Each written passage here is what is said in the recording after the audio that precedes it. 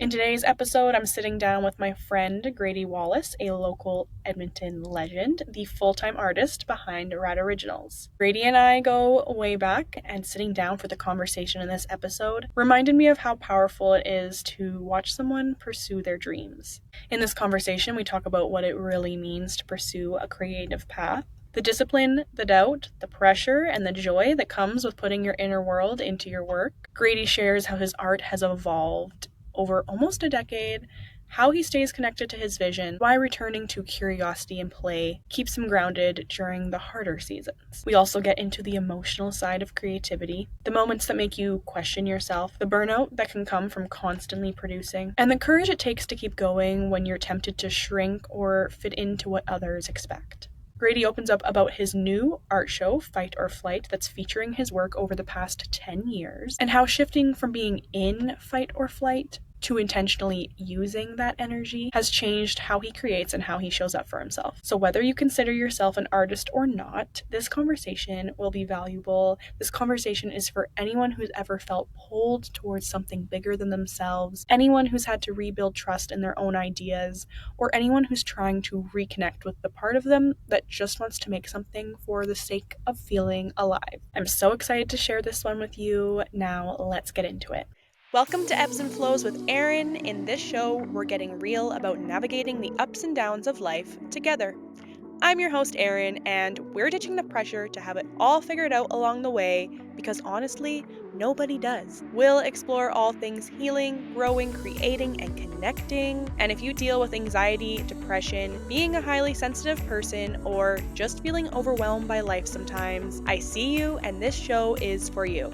My intention with these conversations is simple: to leave you feeling empowered, validated, and most importantly, reminded that you are never alone, no matter where you're at on your own journey. Learning that we all have the power to heal genuinely changed my life. And the best part, healing does not have to be complicated. The smallest changes really can make the biggest impact, and it can be joyful, fulfilling, and something that we do together. So join me in getting real about what it means to heal. Thank you for being here, and now let's get into it. Hello, and welcome to Ebbs and Flows with Erin, or welcome back to Ebbs and Flows with Erin. I am here today with a very special guest, Grady. Welcome. Thanks for having me. I'm so excited to talk to you today. I don't even know if I've told you this yet, but when you reached out a few months ago, we reconnected. Grady and I have known each other actually for 15 years, which Holy cow, blew my mind. I might have to post that Facebook photo on Instagram. It's a tough one for me, but yeah, we go way back, but I'm really excited to talk to you today. And when you reached out a few months ago and we reconnected, I had already thought of you when I was thinking of guests I'd like to talk to. Right on. Because I just feel like you have such a cool story and you're so talented. And when I started learning about the power of creativity, how important it actually is as a human being to allow yourself to express yourself creatively, I really admire anyone who is an artist and allows themselves to do that. So I'm excited to hear more about your story and get inside your brain today. Thanks. Yeah, I mean, I think it's also interesting on the flip side, I think when you're very involved in this stuff nonstop and you got your head in the clouds a lot, sometimes you need to learn how to ground yourself. So, yeah.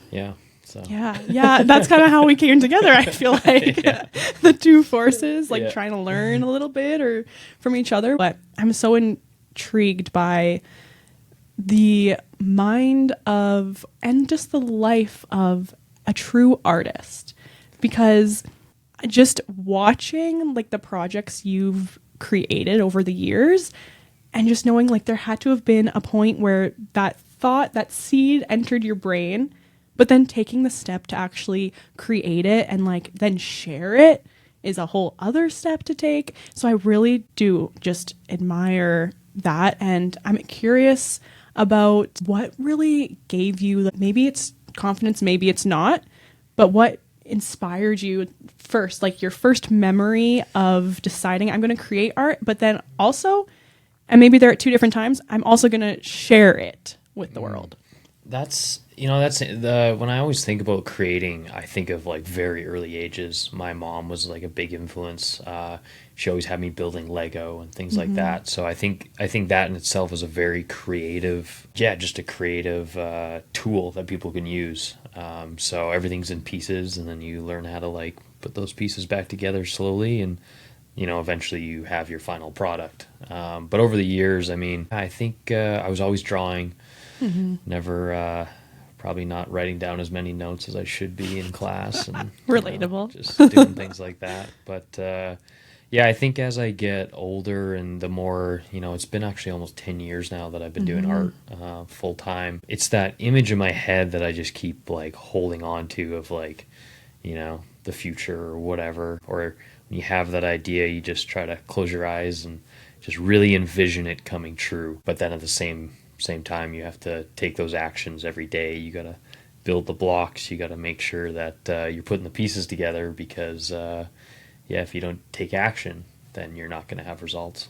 Yeah. Yeah. That's, I think, what is most impressive to me is that part of, okay, I can dream about things all day long, but it's the taking the action, the actual steps to like make it come to life.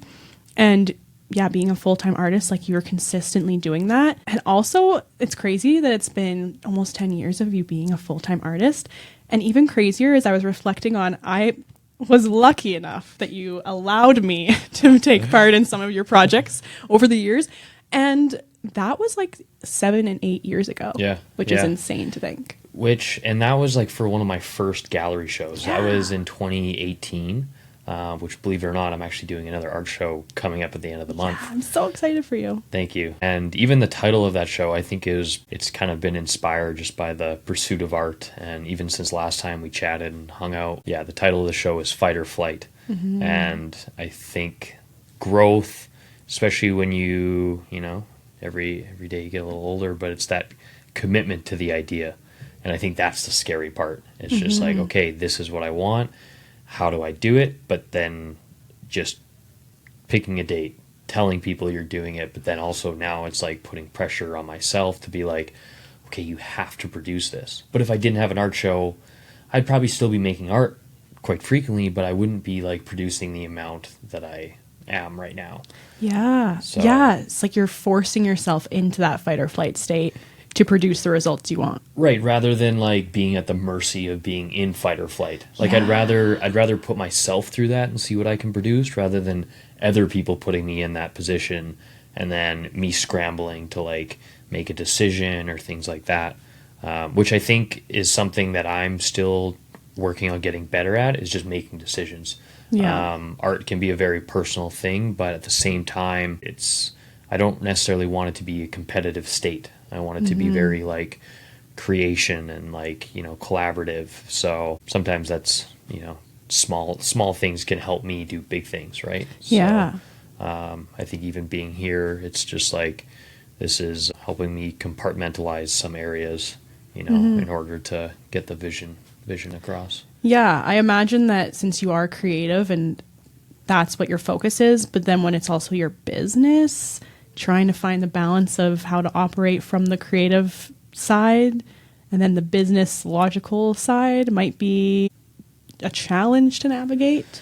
Well, especially when I think that when you want to pave your own path, ideas that you can have can be very out there for some people. So it's difficult when you pitch ideas or when even a client's like, I want something wild, but their wild could be like my like a 2 out of 10 kind Yeah, of thing. yeah. So, but it's just I just know it's like kind of process of elimination. If I get more no's, then I'll find my yeses and things like that, right? So, Yeah. Yeah. I feel like, I don't know if you identify with this, but it must be, it's like the greatest practice of building self love and trust almost, of having the confidence or whether it's like devotion to your craft and expressing your ideas and knowing, okay, this might not resonate with everyone or the person even asking me to come up with an idea, but just trusting to share it. Yeah, well, I mean, and sure, like sometimes you don't share those things because, like, I don't know, it's like when, I don't know, there's like this clip. Ben Stiller's in this movie and he's a photographer and it's like he's about to take this like grand shot or whatever. and they just don't. And it's just like, it's just for him in the moment and like being present and things like that, right? Yeah. So, but that's something that like I have to remind myself, if I'm being critical of myself later on, I need to remember that at that point in time when I was executing a painting or a paint line or whatever, I was executing it to the best of my ability. And maybe there's like external, forces that are, clouding my mind or things like that. But I've always treated art very almost like sports. It's like you've got a hockey game or whatever. You want to eat well. You want to like prep. You want to make sure you're getting sleep. Yeah. Sometimes you're forced to do it without those things. But I mean, when you're trying to achieve your highest possible output, you need to be conscious of your surroundings and how it affects you. Yeah, that makes a lot of sense. This kind of goes back to the childhood aspect just because it just kind of clicked for me from when I knew you back then. And you were like, that's how I knew of you, was you were the sports guy, like you played hockey. Did you find when you were younger, you almost had an internal, not a struggle, but two sides of you pulling at you, like the creative artistic side and where we lived, it's just a very like, you play hockey, you're in sports kind of town. Definitely. I definitely probably resonated with more of like that artistic side and like creativity, which I had this thought like, a few months ago, but I was like it's the competition. Everybody's very competitive in sports and things like that. And then I think of McDavid and, how he excels in things, but I'm like, he's creating new plays. He is trying to create opportunity on the ice rather than like competing for ice time or, competing for a spot on the team. And I think when kids are growing up and stuff, they're very focused on that, like competing to have the coolest gear, things like that. But with art now, I've especially with stencils, like graffiti artists have never been too fond of stencil artists, so I've kind of isolated myself from a big margin of people who use spray paint. But to me, that was also an advantage that I saw. I was like, okay, if all these people are doing this, I can excel and focus on what I like to do. Yeah. And stencils give me that same feeling of building Lego. This is the idea that I have.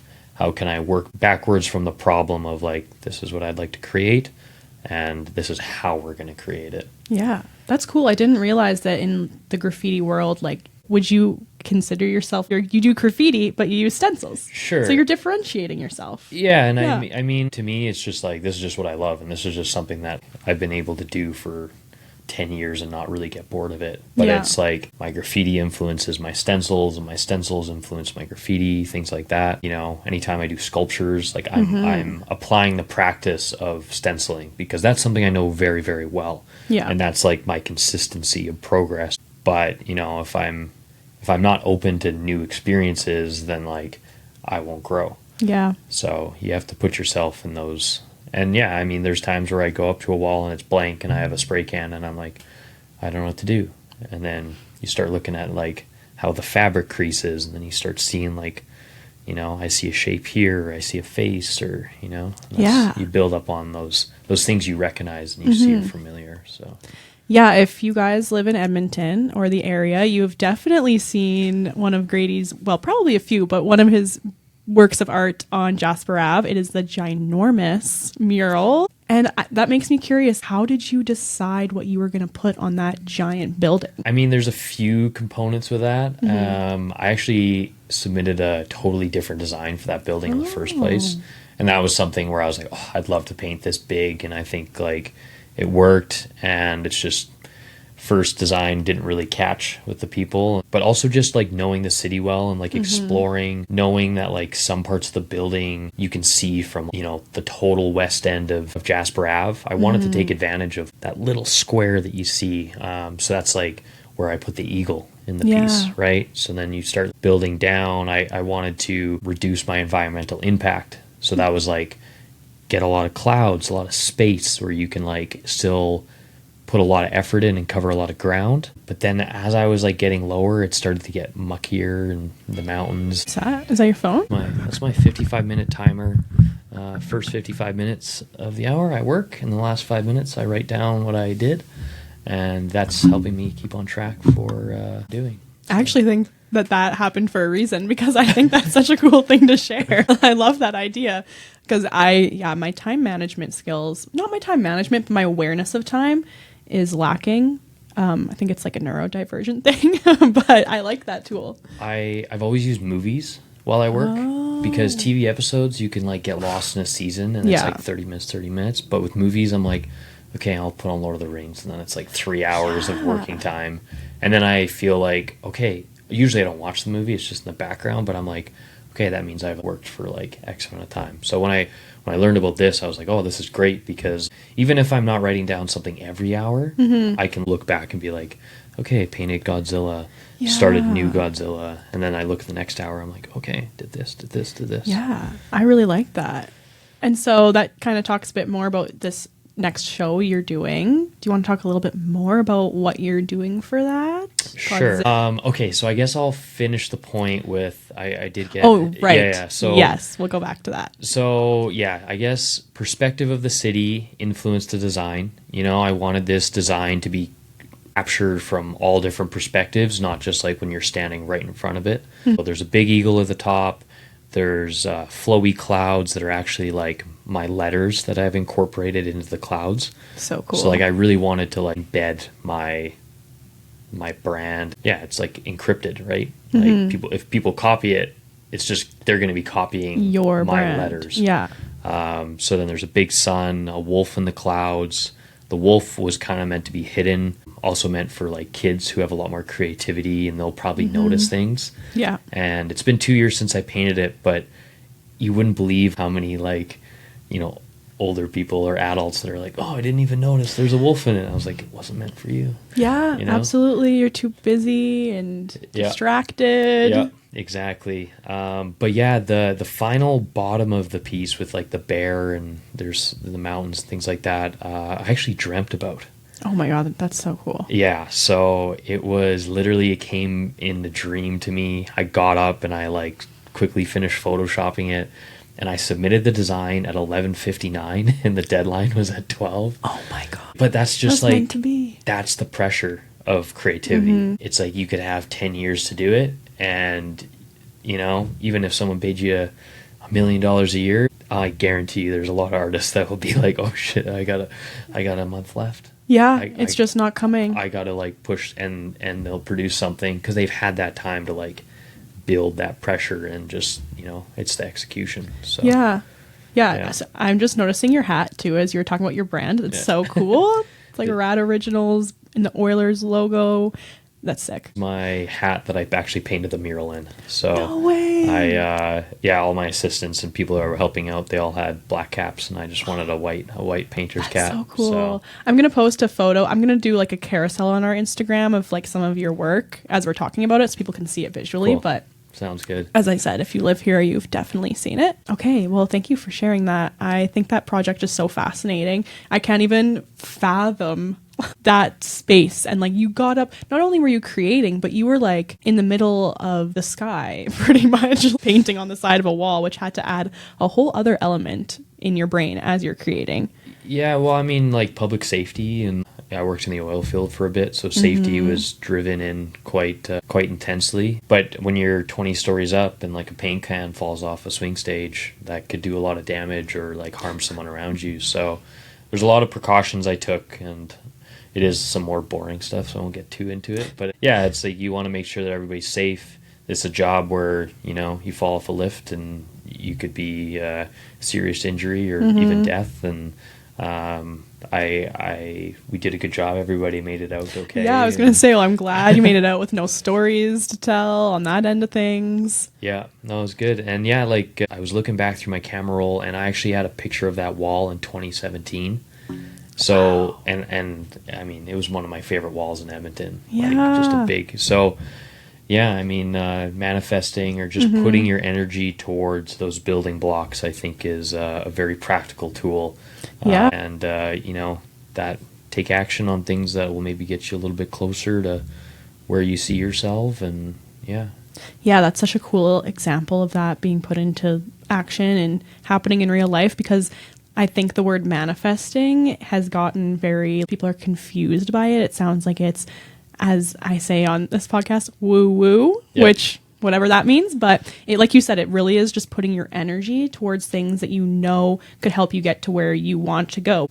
So taking inspired action, and that's wild. I can't imagine how you felt looking back afterwards and seeing that picture on your phone from years ago. Yeah, I mean, yeah, I honestly still just sometimes I just don't believe it. I think that's the powerful thing of art is you can create what you want, but also there's a flip side to like, what have I created? Sometimes you create messes, and sometimes you make poor decisions because you're really gunning for that one thing you want, and you get like horse blinders on. So I think now too, a big thing that I remind myself, one of my hats I actually wrote down, it's just do not rush. Like in the past I was just always rushing. I was trying to get it as fast as I could, and then it's over, and it's like, oh, what do I do now? And that's been an interesting phase that I've been in, is I achieved one of my biggest goals. Yeah, where do you go from there? Like, Yeah.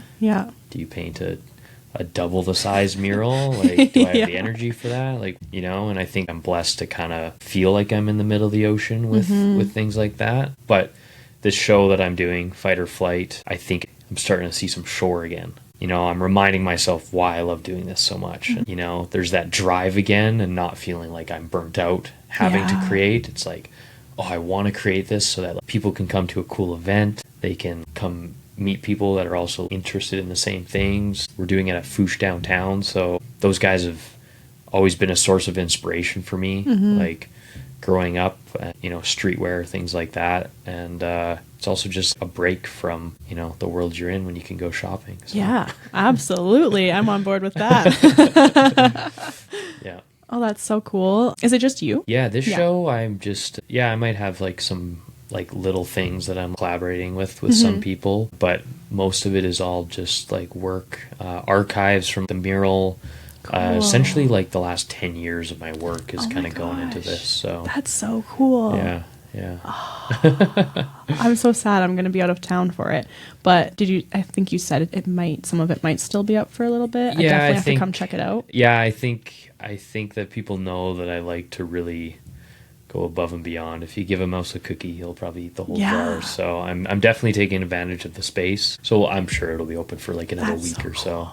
Yeah, honestly, I think some of your past shows and projects that I was lucky to either be a part of or like just witness are some of the coolest things I've been a part of, or went like even just going to your shows. That's such a cool environment. And like you said, it puts you in an environment where you're meeting other people, other probably like-minded in some sort of way people, or just making connections you might not make if that space wasn't created and opened up for you. I think creating spaces for people to come together that you might not, if you're just going about your daily life, have the opportunity to make those connections or be inspired by art that you wouldn't see just sitting at home and like scrolling on your phone, getting out there and being exposed to it. I think it's so important to create those spaces. So yeah, I have a really good feeling about this for you. I think it's really cool to see, even I think it was like 4 months ago when we first reconnected, and just seeing even since then how far you've come is so cool. Well, and like I was just kind of thinking about that, and I think that's like something as an artist you can be very isolating, or when you're chasing your goals or your dreams, like things can get lonely, or maybe you feel like people aren't relating to these problems that you're going through. But at the same time, and I think that was like I was in Vancouver, I was working on a really cool job, I felt like everything was going good, and I still felt out of place. And then, you can spiral when you start to get in your own head, and you're like, oh, like this didn't work out, so now I'm here, and now I'm struggling with this, and like this is hard work, and this, that, and the other thing. But, then you're like, okay, how do I ground myself from these situations? Ended up, I think I was looking at like rumination podcasts or something like that. And yeah, honestly, I think I just kind of naturally came across one of your podcasts. Crazy. And listening to just some of the stuff you'd experienced, I was like, oh, I'm relating to this right now in my own way. And, I think you were on a trip or something like that, far away from Canada, but I was like, oh, that I felt very close to that feeling. And I was like, oh, and then there's the connection, and then, reaching out, and, just being able to rekindle things, even though we hadn't chatted in a long time. And, Yeah. but I still felt like I could, you know? Yeah, which I'm so glad you did, because I think for a reason. I mean, we just immediately we got deep, like right off the bat, just chatting for hours. And I think it's cool that you can create in different ways, but no matter what you're sharing, someone's going to relate to it. And that's what I feel passionate about with this podcast, is like anyone sharing their experience or their story, there's going to be someone who can relate and like find comfort in that. And people find that through your art. And when I hear someone say that they've found that through listening to a podcast of mine, it's like nothing else really matters. It's just knowing that we all have so much more in common than our ruminating thoughts tell us when we are having those spirals that I can relate to. So, and then now to be sitting on the podcast together is such a full circle moment in so many ways. I'm just grateful. But I think you should be really proud of yourself for getting to this point of still creating and wanting to put yourself out there. Doing a whole art show, sharing your inner world is so cool. Yeah. It's well, and it's just very personal. It's like I'll be showcasing like sketchbook drawings. So like early drawings from when I painted the mural. So like literally just like the first couple sketches where I'm like, oh, okay, this didn't look good, or you know, I drew a big V in it, and I'm like, that doesn't. And it's just trial and it's just repetition, quick, fast. When you're learning things, you just gotta like get that muscle memory. It's like make your bed every day. It's like it's not very fun, but just do it. Just do it for a month and then see what happens, and you know, it'll just become natural. So, and even with drawing, it's like sometimes if I don't draw for a month, I drew a way bigger circle for a head than I probably should have, or something like that. But it's it'll be archives from the mural. I'll have my original blueprints, things like that. Some bigger art pieces. I've got a 1-to-1 scale Michael Jordan that'll be featuring there. That is so cool. That's on your Instagram, is it not? Yeah. Oh, I remember seeing that, and I'm like, no, that's so sick. I guarantee you someone wants that. I'm like, but that's like also a point to like clear space for, you know, more things to come into my life. Yeah. The main feature of the show, though, I'm aiming for about 20 Godzilla stencils, not prints, but originals. The original Godzilla is actually the same height as my mural.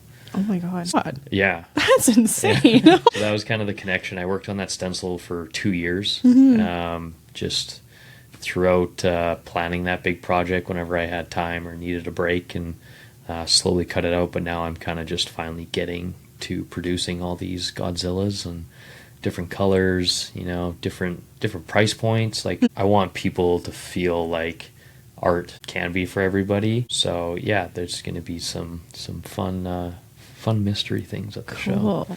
Yeah. Well, you guys got to go check it out. I'm excited. And now I have a home that I could put art in, so I'm going to have to be checking out some pieces. Yeah, it'll be good. I guess what I could say about drawing and things like that is just if you're obsessed with something, just keep drawing it. Yeah. For me, tigers have been a big source of inspiration, and it hasn't been something I've really been able to, you know, move away from. The Godzillas have kind of helped that. Yeah. Where I'm like, okay, it is nice to like focus on some other stuff, because constantly I was just drawing tigers and all different styles. But then, then you start to be like, is this worth my time? Is this worth like, you know, 2-3 years of drawing the same thing? But now it's like I can confidently draw something, you know. And trusting in the process, which I feel like you hear that term, trust the process, and I don't know, maybe not internalize it, but something I've been kind of realizing, because it's like a constant practice, I feel like, is you'll get to some point of a struggle or a block or just not understanding what you're experiencing or what you're maybe struggling to do, and you'll always hit a point where you look back and you're like, oh, this makes sense. Like the timing makes sense. Why I was doing this or thinking about this or feeling this makes sense. But it's so hard to remember in the process, and it feels like forever before you get there. Yeah, I listened to like the Rick Rubin book. I can't remember what it's called. The Creative Act. The Creative Act, like Creative Way of Being. Something like that. I'm obsessed. I love him. But yeah. Reading that, I mean, there was a lot of stuff that I was like experiencing when I was listening to it. I was like, when you hear someone else kind of, it's like when your parents tell you to do something and you're like, no way. And then Yeah. it's like a friend or like your uncle will tell you something. And you're like, that's awesome. Brilliant. Yeah, that's so good. So it's like, you know, you can be experiencing these things yourself and you can be telling yourself to like keep pushing through these things. But when you can, you know, listen to a podcast, read a book, and you hear these things that you can, you know, learn from, or maybe it'll put a couple puzzle pieces in with just those creative blocks, you know, it's like scream into a pillow, punch a pillow 20 times, or like until you can't and you're tired, you know. Switching things up. And I mean, with ADHD and other things that, you know, I think a lot of people have, especially just with like technology influences a lot of that stuff. Yeah, it's like, how do we switch it up? So like the idea in my art show in my head was like, I have to plan this for a really long time. It's going to take like 2 years. I'm going to need like all this money. And then I was just like, what if I plan it in a month and a half? And what if I do it with no money? What if I, or like, you know, what if I do it with what I have accessible to me right now? What is that going to look like? And, you know, the closer I get to this show, I'm like, this is what I've been planning for 10 years because this is all the work I've been doing. So, but yeah, it's like until it actually happens, and that's just being present. Like, I'm like, oh, this is what I'm doing today. And, which is easier said than done a lot of the time.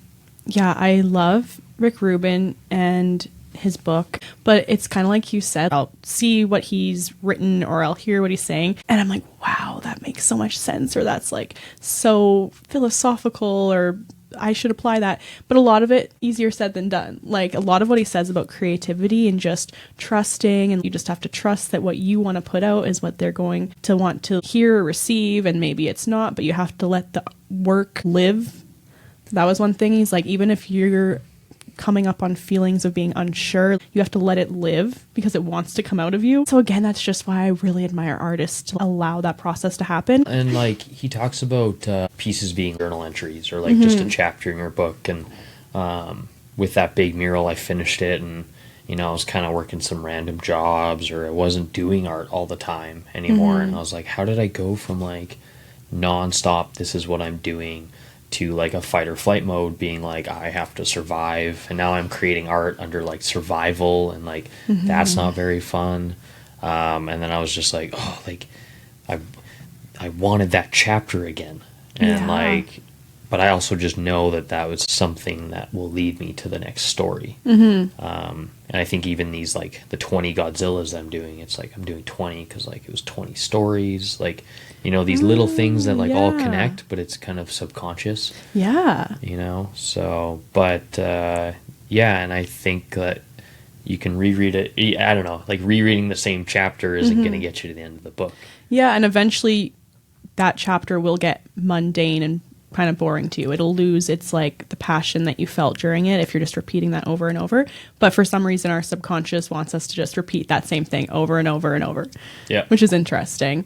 On that note, when it comes to maybe creative blocks, or even just getting yourself, like opening up yourself to listen to that intuition or allow it to come through, is there anything that you do other than maybe, like you said, making it a consistent practice? Like you're forcing yourself to draw consistently, but is there stuff outside of art specifically that you find yourself doing that allows you to like work through that? Right now it's been a lot of like nostalgia, which has been something that I've been trying to balance, because that can also be very consuming. But I think that's also what is like influencing my art. I mean, like try to find some like hobbies and stuff like that, but I'm into Pokemon and stuff like that. Cool. My mom recently found a coloring book that I had from when I was like 1 or 2 years old. No way. My grandparents always used to have exchange students come and visit. And one of them brought me a like Pokemon. It used to be called Pocket Monsters, like before Pokemon, and it was like a Pocket Monsters coloring book. So like super old. Should put that in the art show. Well, so that's like, so all the coloring, I colored all of that stuff in there. So I'm making like little pocket paintings of those drawings. And That's so cool. But it's just like, it still gives me a break from art, but it's still on the same track as what I'm doing. I mean, fitness and things like that. I try to go rock climbing. But sometimes you can be very consumed with the process. And you got to remind yourself to take a step back every Yeah. now and then. So. Yeah. Well, all those things just allow your energy to flow and like your life force to flow through you. I think something, and I don't know if it was Rick Rubin, I don't know where I heard it the first time, but that the opposite of depression is expression. It's not like happiness or joy, but expressing yourself, creating is what brings those feelings. And that's when I realized that I hadn't done anything that allowed me to just express myself creatively in years. It was like after college, I was in my 9 to 5 corporate job, really struggling with my mental health, overall health. And I started learning about that concept where as humans, it's essential to create. You don't have to be an artist per se, but you can even like cooking a dinner or like, I don't know, doing anything that's allowing you just to let your energy flow. And I remember I drove home from work one evening, stopped at Michael's craft store, just bought like sketchbooks, paint, markers, paper to paint on, and like an easel. And I was just like, I'm not going to be good at these things, but I just need to start creating. And it just became a nice outlet for me to like let my creative energy flow. Again, like it's not things that I was looking to share, but just it really was such a healing time to come back to that, because like you said in the beginning of this, when you look back at childhood, that's such a big part of our lives. And then I find from the years of like 14 into your 20s, you can very easily lose that. Largely due to like society being like, okay, go to school, get a job. This is what matters. And like, you don't really have time if you don't make the time, and no one's telling you it's important to make the time. So you can quickly lose all of your play. Like creativity and play are very important at all ages. And I feel like at 30 years old, I'm relearning that you actually do need to have fun, play, be creative. And it's just funny. I was reflecting on that recently of like your teens and your 20s can just be taking in all this information that you're being told is the right way to do things. And then you reach like late 20s and you're like, okay, I need to unlearn a lot of this and come back to what I was doing at like 13. Yeah. I found it interesting when you talked about cooking. That was one thing where I'm like, Okay. oh, if I'm really stuck, like I should just try, like, what do I want to make? And then like go get all the ingredients, but then try to make it the best that you can make it. Yeah. You know, even if it's just something goofy or whatever, just like try to see how well you can do it, because it's just letting that creativity flow through you and stuff. And then I guess with I think being an artist for a long time, that's something where I'm like, okay, so people tell me to grow up, or like, oh, you gotta handle this thing, but to me that vision of creativity is like something that is just so precious. And you know, when you're a kid and when you're growing up, is you're not exposed to like the news or like the harsh truths or like all this other stuff. So I think, you know, I'm 29, I'm almost 30, but there's that weird thing where it's just like, okay, I'm hitting a new decade. And it's like, what have I learned? But like also, how do you still keep that creativity moving forward? And I think that's just that youthfulness that you have to maintain for yourself. Because I don't know, it's like I hope to be creating for another 60 years. Like, Totally. Like, what can I create in 60 years, you know? And the only thing where I'm like, okay, this sucks is like, okay, I gotta pay my bills, I gotta pay my rent, blah, blah, blah, blah. But now I'm also trying to be like, how can I creatively do that? You know? Yeah. Like, not everything has to be like 9 to 5 or, you Totally. know? But you also need that to survive sometimes. Yeah. And that's okay. Yeah, So, it can be hard to navigate that, where it's like, okay, there are things we have to do, unfortunately, as humans, as adult humans, like, yeah, we got to pay our bills. But I think it's putting that energy out there, like you said, of like, okay, I'm open to that it can be in a creative way. I'm open that I could do it differently. And when you put that out there to the universe, you never know the ways that it can provide for you. It might not be in the timing you want it to be. You might be waiting for a while, but you never know what can happen. And as long as, like you said, when you've had periods of, okay, I'm working other jobs to help with that aspect of things, but you're still taking that inspired action of like, I still want to be creating, I still am creating, then you're sending the message, I'm open to this being the possibility. Well, and if you are in a position where it's like, okay, this is what I have, this is what I'm doing, and if it's, you know, something mundane, it's like you're drilling holes in metal or something like that. What keeps me going through that stuff is like this, I will apply it to my art one day. And I'll be thankful that yeah. like I went through this like training period to enhance. I just know that whatever I'm doing now will influence. So a lot of repetition, a lot of just like this past year, there was so many times where I wanted to quit what I was doing, or I wanted to be like, hey, like I've done too much today. Like I can't do anything more. And I push another like 3-4 hours.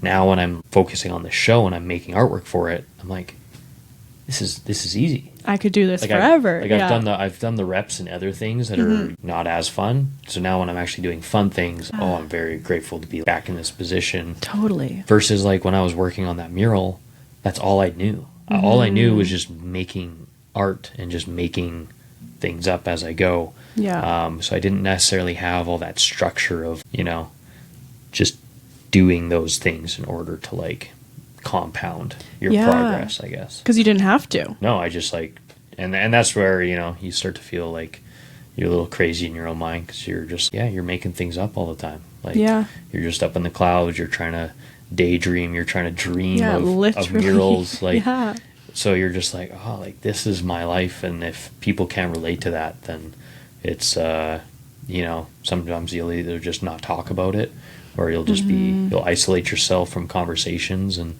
I think even being on this podcast today too, it's like, this is a different way that I can express creativity, right? Totally, yeah. Like, I don't have to be painting, but we can be talking about ways to be creative and help ourselves get what we need to do. Yeah.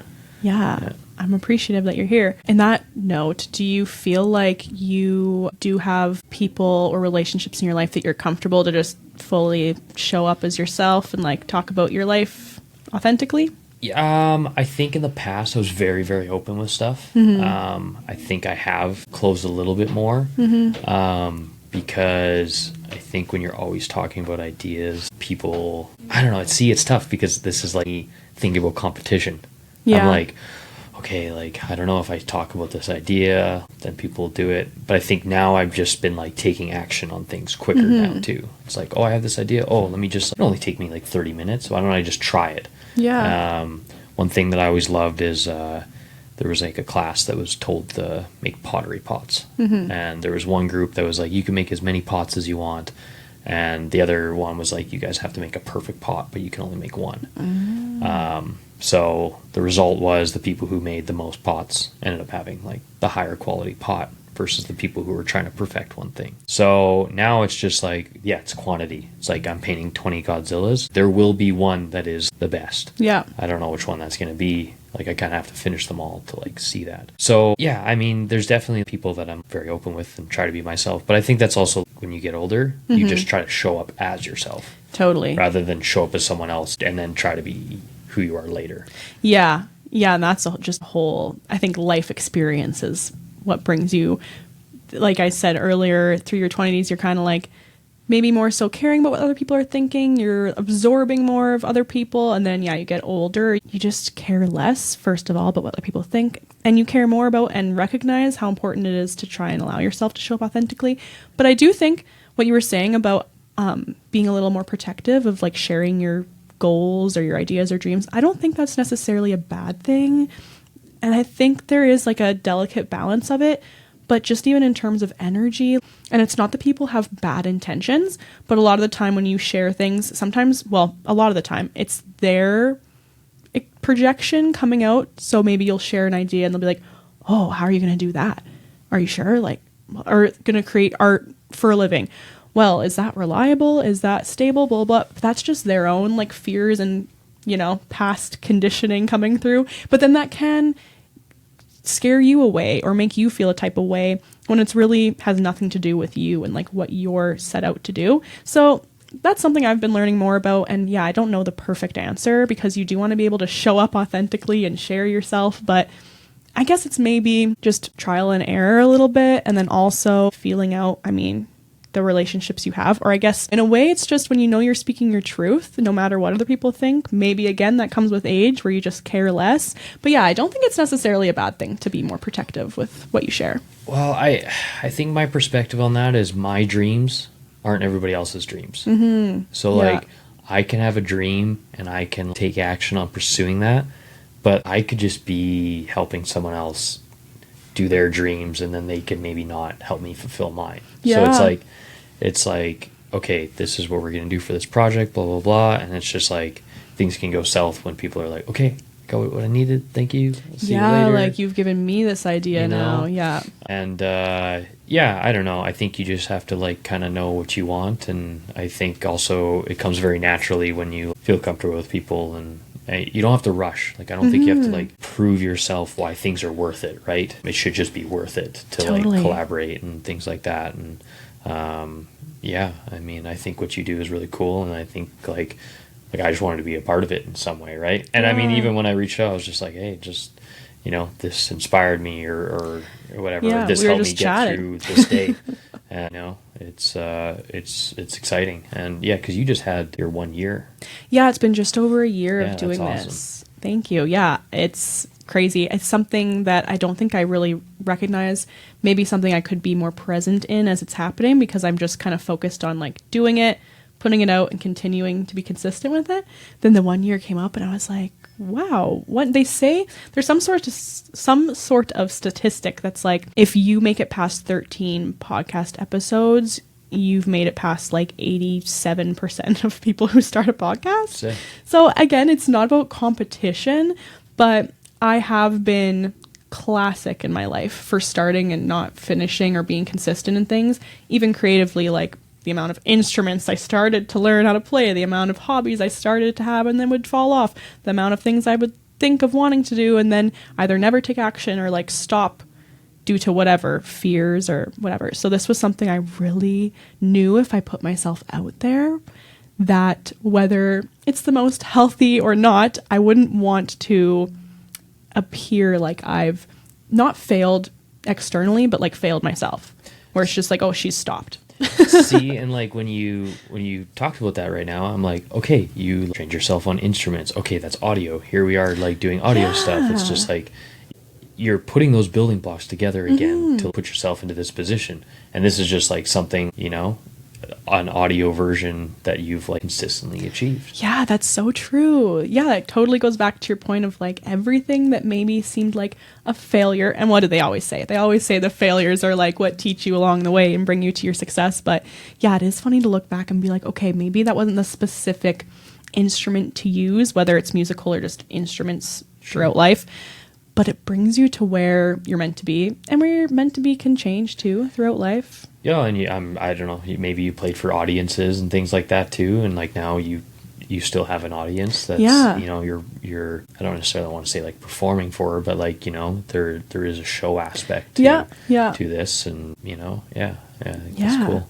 Yeah, that's awesome. Thank you. Were you able to celebrate after you completed your 1 year? I really took a moment to be present with it and like journal about it and like, be proud of myself for it. I didn't necessarily do anything for it, but in a way, this, like recording with you and wanting to have more guest episodes and like finding a bigger studio that I'm able to come to and do this was kind of my celebration. Cool. I was like, okay, I always wanted to get to 1 year. I knew that I'm still learning as I'm going, but I've only had 2 guests before you. And realistically, it's not my full-time job. Like when you add in a guest, it is more work, but I've been connecting with more people very organically who express interest in wanting to come onto the podcast or relating to something they've heard on it.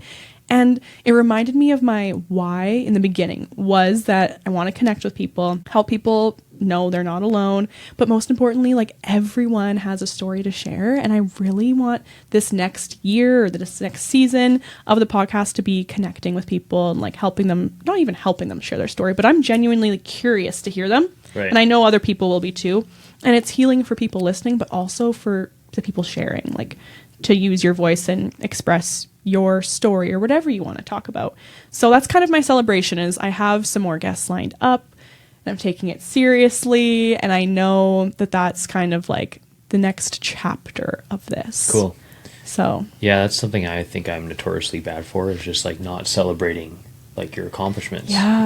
Like you finish a job and then it's just like right on to the next thing. Or like, okay, like, oh, I got to be doing this. But I think I'm also starting to learn like, okay, even this art show, it's like I'm celebrating you know, the process that took me from painting a big mural to these Godzillas or like sketchbook drawings. Because yeah, if you don't celebrate it, then like, you know, what's really the point? What's really the point? Yeah. So. And it just builds your self-love again, your self-confidence, and yeah, that another practice of being present, which can be hard to be throughout this world where there's constantly kind of like more hustle that you feel you have to do.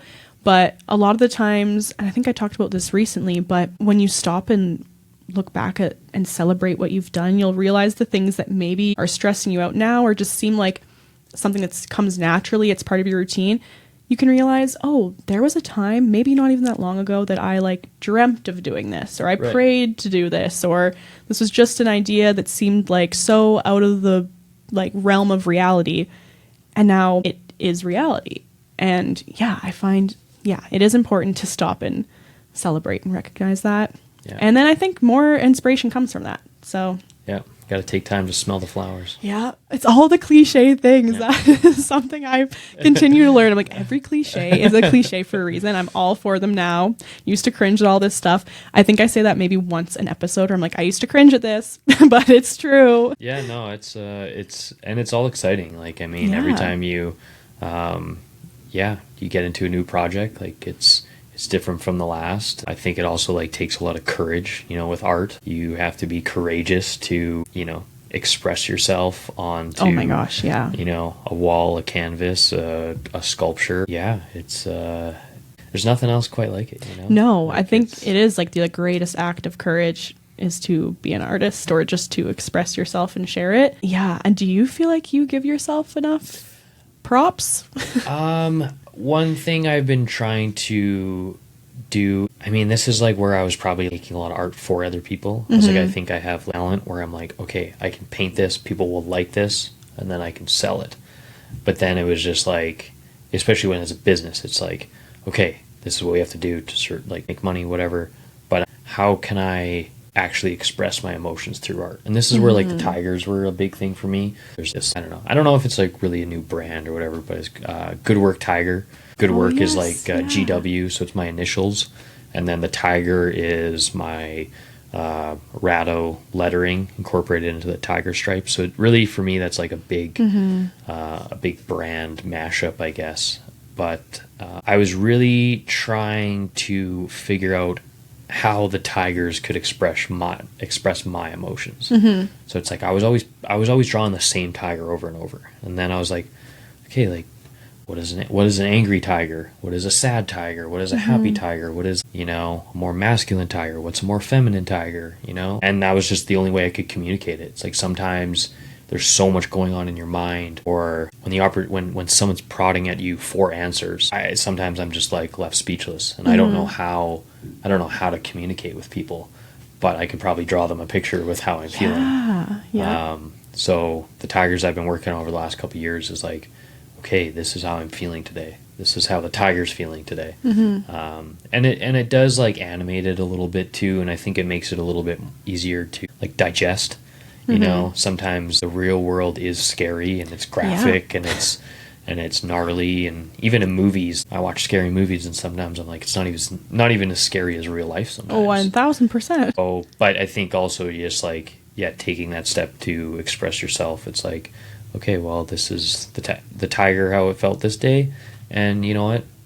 Maybe I didn't draw that for a week straight. Maybe I didn't feel that for a week straight. It was just like that one moment where it was a very intense feeling, but you know, you can breathe through it, you can meditate, you can do a lot of things to help ground yourself, and I think that's like what I've really been trying to learn, because I'm like, oh, if I would have known these things when I was doing that big mural, like who knows how this would have, you know, progressed, but I'm learning this stuff now. And it's just something that I think life will teach you the lessons when you're ready to learn them. Yes. And sometimes it sucks, but I mean, you got to go through it to level up. Yeah, 100%. Yeah, I believe that as well. That it can be really easy just when you start learning or healing or whatever you want to call it, adding more tools to support yourself, there can be that weird feeling of grief for the past where you're like, well, if only I knew this then. But yeah, reminding yourself you learn this in the timing you're ready to learn it. And maybe, yeah, when you were making the mural, maybe you wouldn't have had the capacity to learn about it or even practice it at the time, or there was some sort of reason that you didn't have these tools. But then going through that, when you learn about this stuff and put it into action, you're almost more aware of the impact that it is making and how important or impactful it is on your life. Well, and that's like, I couldn't expect myself, like, I did every preparation that I could to make sure that I had the tools at hand to perform the job, but I still had to use my muscles to execute it. So it's like, but when you learn new things, that, like, right then and there, you've had no time to prepare yourself to learn the things that you weren't ready for. Yeah.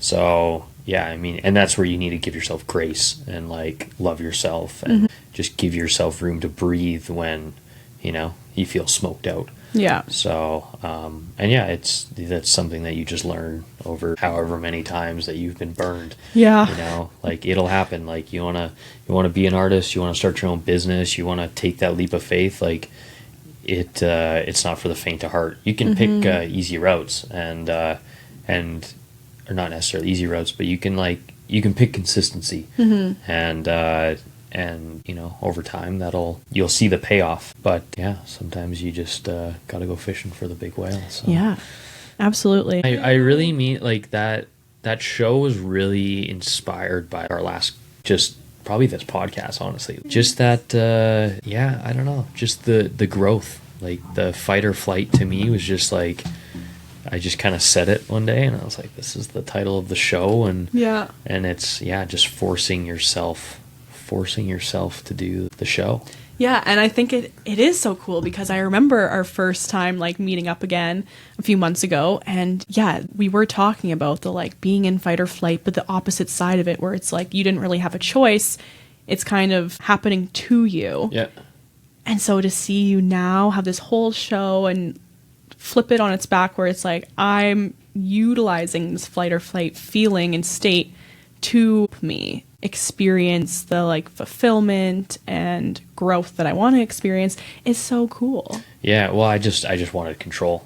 Yeah. Like, I was just like, oh, I just feel like I've been putting my control in other people's hands, and then you just, I mean, everybody talks about, like, control what you can control, and you know, I can pick the date, I can pick the pieces that go into it. I have the power to do that stuff. But yeah, there's definitely times, like, throughout the show where I'm like, what am I doing? Because I'm also, like, investing a lot of money into, like, canvas and, like, spray paint and stuff that if you don't produce a show, you wouldn't have to spend that money on. So when you've got rent to pay, and I'm like, okay, this show better pay off because rent's due at the end of next month. And, you know, so we'll see. Wow. Yeah. That is, like, I really hope you are able to be proud of yourself even before the show takes place, like, as you're going through this process, because not a lot of people would have the trust and dedication and devotion to put something like this on, and it's all you. Yeah. Like, it really is. Yeah. Even what you're providing and showcasing is, like, your deepest parts of yourself. I don't know, I think there's the concept of, oh, I should just do this. And if it doesn't work out, then it's like, you know, like, that's it. It's just a fight. It's like, I'll either do it and it'll be success. And if it isn't, then I'll just move on. But it's just one of those things where I'm like, I already know in my subconscious that this is something I'll be doing for a very long time. Yeah. But yeah, just putting that pressure on is like, okay, if it doesn't work out, then we got to find something else. But it doesn't mean that I have to find something other than art. It just means I have to, like, find a new location, or I have to find a new client, or I have to find something that will work with me. Because, yeah, I mean, you'll get lucky a few times in your life, but you're not going to get lucky just standing still. Like, no. You have to, like, go find your luck, you know. It was funny, you were talking about manifestation, and I think a good example of bad manifestation is, like, and this is what I think about with Pokemon cards, and it's just, you can't just be like, I'm going to pull the card that I want, the first pack that I buy, because I thought about it for a long time. It's like, no, that's you. The chances of that happening are pretty slim. Sure, you'll get lucky and it might happen to you. But at the same time, it's like you could set yourself up by, like, okay, I'm going to work really hard. I'm going to save up some money. I'm going to go get a job. I'm going to go flip stuff so that I can afford to set myself up for success. Then I can go buy a bunch, you know, and then maybe I'll get what I'm looking for. Yeah. But you just can't just be like, oh, this is going to happen. And then you do it once and you don't get it. And you're like, well, I manifested it and it didn't happen. Yeah, the pressure. What was I recently saw someone say, like, you need to loosen your grip on anything that you desire, especially the things you desire the most. You need to loosen the grip and try and take the pressure off. Know and speak or write your desire and your intention, but taking the pressure off of like exactly when it's going to happen, exactly how it's going to happen, what it's going to look like, how it comes to you. And that is so hard to actually practice.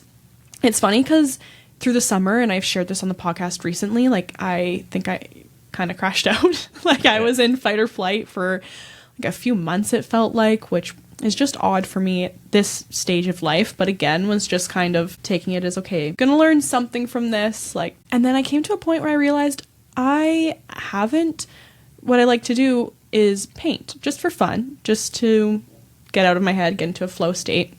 I like to do acrylic painting, and I hadn't done it for the whole summer. And so my most recent one that I did was I just like did a mashup of colors as the background. I find that it's just like the most soothing to me. Like I get in the most flow state of just literally mixing colors. Sometimes I'll use my hands because I'm like, this doesn't even feel like enough. I need to feel the paint and feel myself expressing.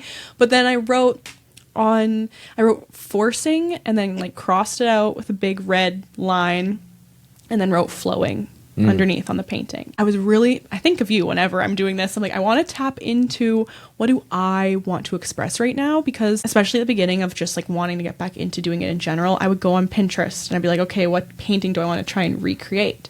Right. And then I was like, yeah, even just from our conversations and like reading about creativity, I'm like, I don't even think that's it. Like my intention with this is to really let myself express like what am I feeling right now so that I'm getting that like release from creating this. So yeah, that's what came out of me was forcing or flowing instead of forcing, because I can, as much as I learn about it and I know it's true, I can find myself so quickly going back to putting pressure on myself or the timeline of things or when things are going to work out or when the things I'm manifesting or working towards are going to happen. And yeah, going back to like just flowing through life. I had a project for this like investment company, but it was like a cash waterfall essentially that I was doing. But what I put on these bills that I made was grow is flow and flow is grow. Oh. But it was like sometime, and I think that's what's interesting about fight or flight. It's like literally just one letter difference. Yeah. And grow is flow. It's kind of like a figure eight. Like, it's literally the same two words. It's just like swapped. And it was just like, okay, if I'm growing, then I'm probably flowing. And if I'm not growing, then I'm flowing, and that'll lead to growth. Yeah. And that's just like the consistency. And at the end of the day, it's just like life is just happening. Like it's just like whether you like it or not, you can't change time. It's just going to happen. So yeah, you go to the gym, you work out, your muscles will grow, but you need to like constantly be flowing into the gym in order for that to be happening. Yeah. So it's I like that. Yeah. What else was I gonna say about and the Godzillas? To me, the thing I always find interesting about Godzilla is, I mean, there's a lot to it, but just radiation. And I think radiation and like creativity have that like same, that like womp womp. It's just like, it's just when you are so pent up with creativity, it can just feel like your whole body is just radiating. And so the mural is as big as the original Godzilla, but since the original Godzilla, like he continues to grow. Like he just keeps getting bigger and bigger. And I mean, there's a whole, ecosystem that Godzilla kind of represents, how global warming is getting bigger. So like, Godzilla is getting bigger because we're polluting more and things like that. But that's also why I tie Godzilla to that big mural, is because I try to use as little amount of paint as possible. So I'm reducing my environmental impact and creating art. Normally with stencils, I layer 10 layers in order to create an image. But with that mural, I ended up figuring out a way to only use a single piece of paper. So I reduced my environmental impact by like 9 layers of of paper. And I mean, I even did some calculations of how much paper I actually used for that mural. It said it was about an eighth of a tree, which like I thought I was like, oh, am I taking down like 10 trees? Am I taking down like, half a forest, or like, you don't know. So, but I was like, oh, that's pretty good. Absolutely, especially for that ginormous wall. Yeah. So, I didn't project anything. I wanted the wall to kind of act like a t-shirt. So over time, when like the mural fades, because time will happen, the sun will hit it and it'll fade the colors. I wanted that mural to really like age well with time. So being into like streetwear and things like that, which is also why I like your shirt's really cool. But yeah, it's just like over time it'll just fade and it'll look good. But yeah, it's just all different influences. Like, and yeah, even just dealing with foosh or like vintage shops that I've been into, that's a big source of inspiration. And maybe that's something we can talk about even now. Like where do you find your inspiration for stuff? Yeah, that's a good question. I feel like for myself, so in terms of this podcast, which is probably the most creative thing I'm doing in my life consistently, it's interesting because I have a live list that I keep of topic ideas that just come to me throughout time, or things that I stand out as they've like really tangibly helped me with my health and wellness. But I always, the day I'm going to record or the day before, I'll ask myself, I'll try and maybe get into like a meditative state and really ask myself, what do I feel inspired to talk about or compelled to talk about? Looking back at what I've been feeling or experiencing like the past week, because I do feel like similarly with your art, when you're coming from a place of what you're going through and the feelings you're feeling, it's going to connect the best with the audience, and it's going to be most relatable, I think the most valuable. So I guess it's kind of always changing, but it really is just like, it can just be day-to-day life for me that inspires me the most, which now that I'm saying that, I've never really thought about that until this moment, but I would think that it would be something more grand than that. But it really, I think, is like the day-to-day life that's happening that inspires me the most. Yeah, no, that's cool. One of the murals I did on White Ave, it was for a kombucha brand. And I mean, people are like I think with doing art, it's just, how do you constantly be creative? Like your demand is just to be able to output stuff on the spot.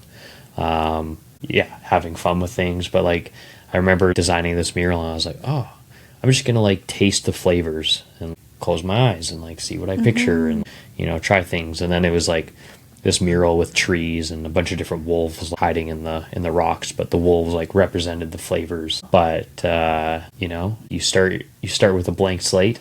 And you let life influence you and just constantly switching it up, I guess. Yeah, I guess it's really presence, even with both my example and yours, just being present with what is calling to you in that moment. Like, you probably didn't go in thinking, I'm going to taste the flavors and let that inspire me.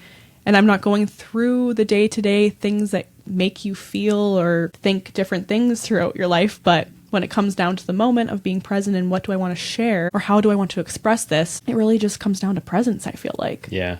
Yeah, I definitely lived like too far into the future, I think a couple years ago. Now I'm just like, oh. And that's like when I start to ruminate, I'm like, oh my goodness. Because you think of what everything could be. Yeah, which can just never end. Yeah, no, exactly. And then you can just be disappointed with yourself or the outcome or whatever. Rather than just being like grateful for like right here and right now. Yeah. Not feeling motivated, but also just taking action, when you're just sitting on the couch and doom scrolling, which I try to be mindful of, especially when you're planning an art show. Yeah. I'm starting to get it to the time where I'm like, I got like 2 more weeks. Oh, I guess Saturday. Yeah. 2 more weeks. Yeah. So I'm like, okay, every time I go on my phone, this could be taking away from an experience that someone could have. Yeah. You know?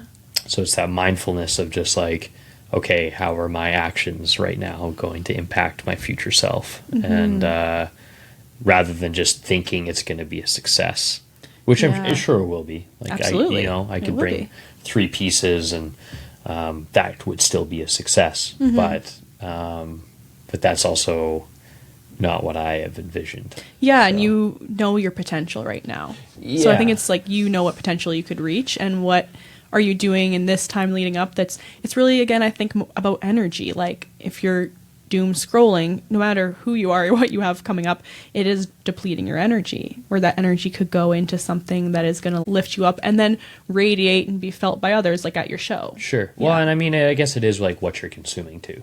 Like, Absolutely. You know, I've definitely tried to be more conscious of you know, even just like when I don't want to see stuff on social medias, I'm just like, okay, no, not interested. Yeah. Starting to like put limiting factors on it. I used to follow a lot of artists like growing up and stuff too, and I think comparison, you know, took a lot of joy out of things, because you're like, oh, my favorite artist is doing this and I'm not doing this. But I think even just interacting with people about the big mural, like it's had time to live in the city. Yeah. And, you know, when I introduce myself, I'm like, oh, I did the bear mural.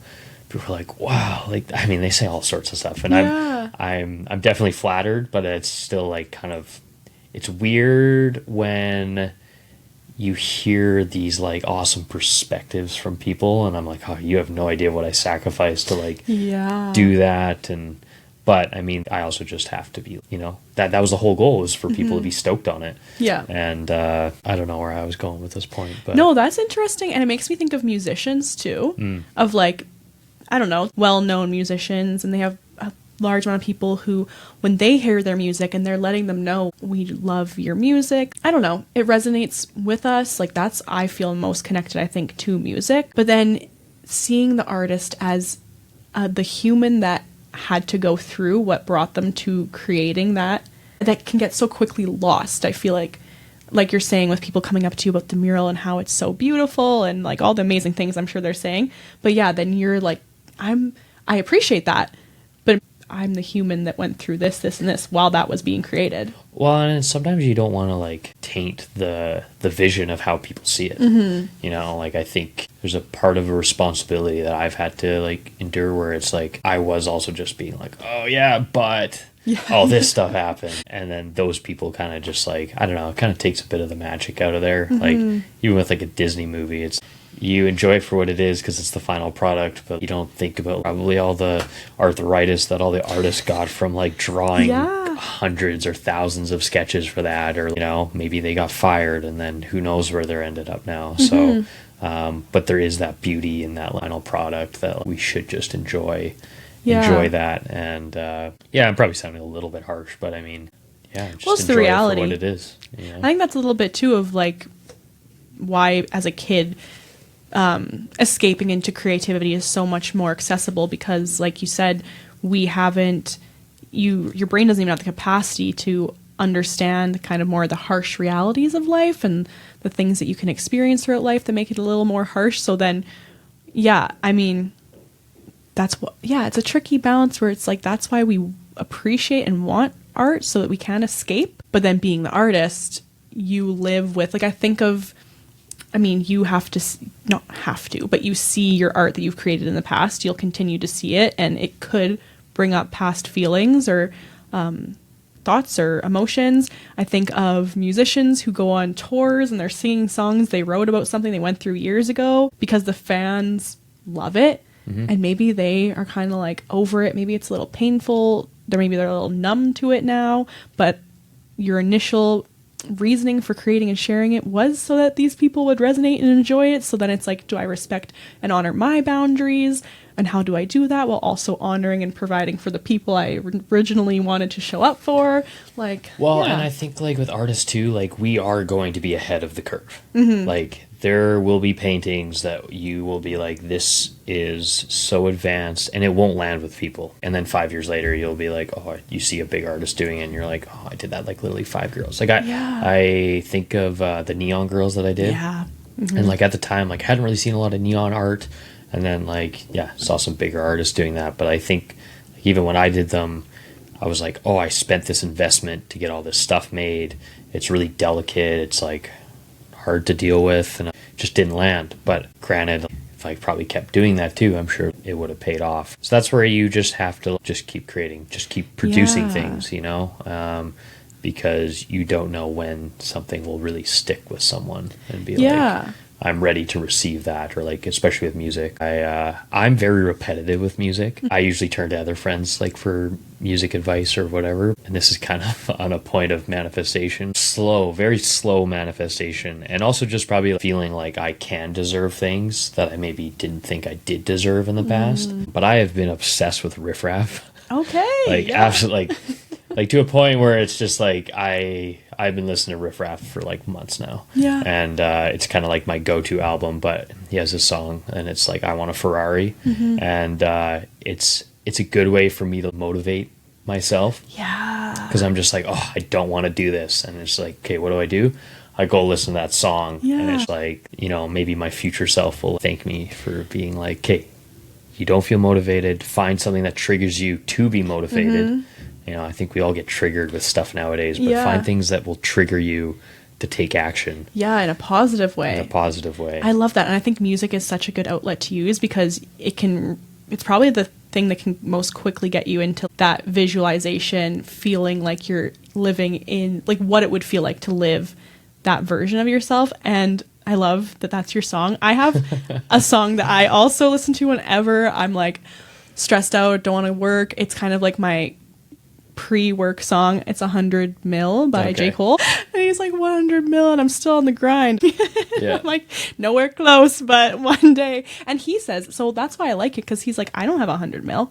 He's like, that was my song for me to put myself in that state of how would I act if I did, in a way. Right. And it's not about the money, but it's just about putting yourself in the state of, I'm doing this to bring myself to my like most ideal dream version of life. Yeah. So, yeah. Yeah. Well, one thing that I've been contemplating with the fight or flight thing, I feel like it's one of those things where it's almost like, it's not necessarily bad to do that, but it's like, yeah, what are you going to be fighting for? And what are you also, I think like, I don't look at the flight as fleeing. You know, sometimes you can go to a new destination because you need to get pushed out of the nest and like fly there. Yeah.